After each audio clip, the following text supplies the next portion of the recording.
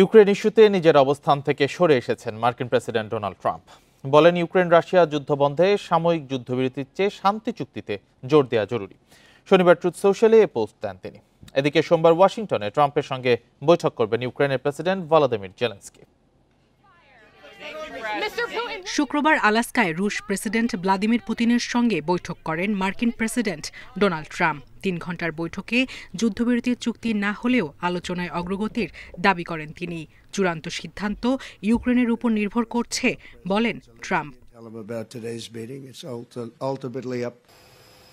পুতিনের সঙ্গে বৈঠকের পর ইউক্রেনের প্রেসিডেন্ট জেলেনস্কি, ন্যাটো ও ইউরোপীয় নেতাদের সঙ্গে কথা বলেন ট্রাম্প।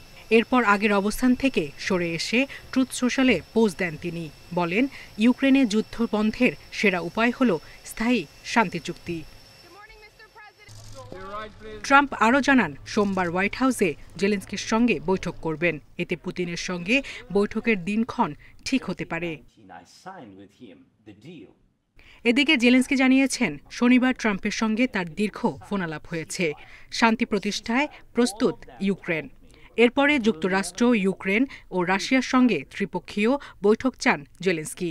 সেখানে থাকতে পারেন ইউরোপের নেতারাও। ধারণা করা হচ্ছে এইসব বৈঠক শান্তি চুক্তির পথ তৈরি করতে পারে। সায়রা খান, ইন্ডিপেন্ডেন্ট নিউজ।